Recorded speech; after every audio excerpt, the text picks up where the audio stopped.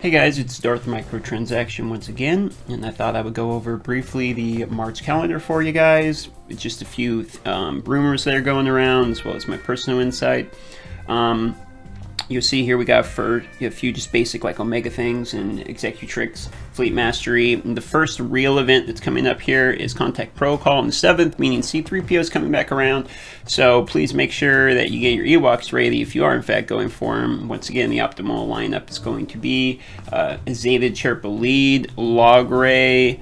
Logray can be like Gear 9, Gear 10, and then you want Wicket, Poplo, and Ewok Elder. People recommend Ewok Elder to be Gear 12. The other two, Wicket and Poplo, Gear 10, Gear 11, right around there if you have good mods, higher if you don't.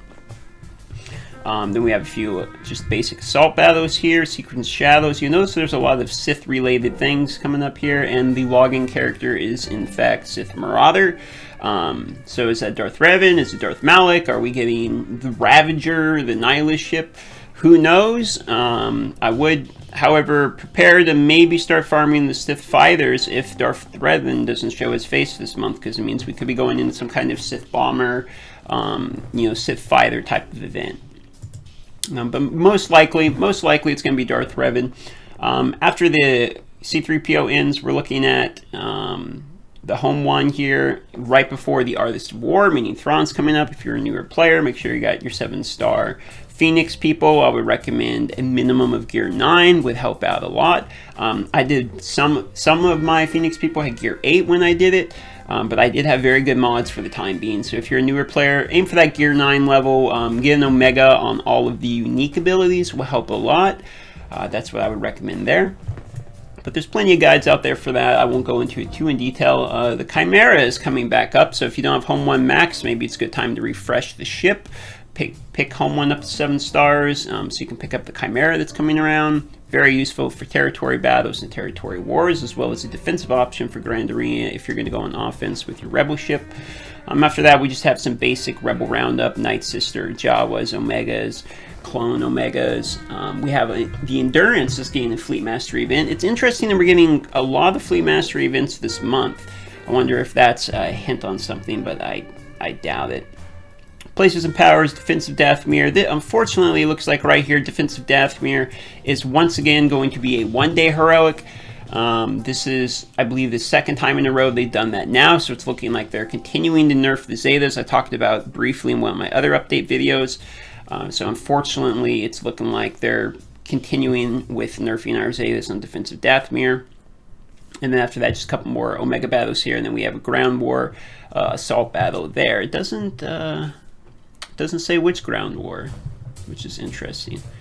Territory battles, you're going to be having the one on the 4th with the Rebel Assault. Imperial Retaliation's coming on the 25th.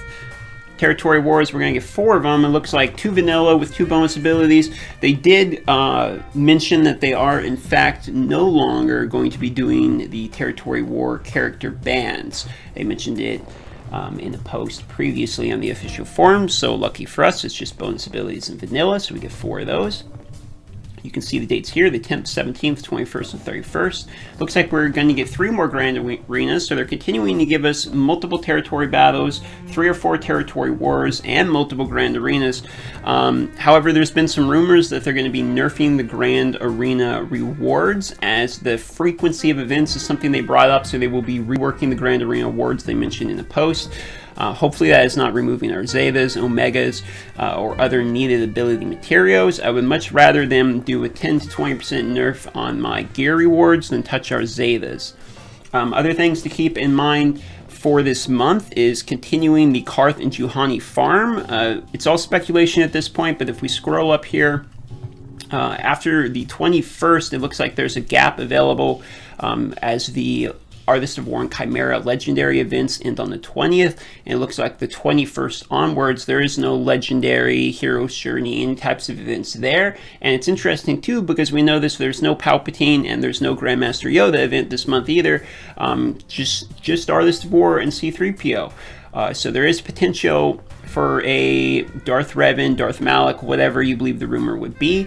My personal suggestions, if you're looking to farm that, is try to be ready by the 21st. At the very latest, be ready by the 28th would be the last day of the event, and I would recommend having Karth, Juhani, both Bastila and Canderous, and there is a slot for the 5th one that hasn't been confirmed. Speculation is HK47, as well as some people are speculating Jedi Knight Revan or a weird 5th Galactic Chase drop type of character. Personally, I believe it's going to be HK or Jedi Knight Revan. So I'd be farming your 4 characters in preparation for that.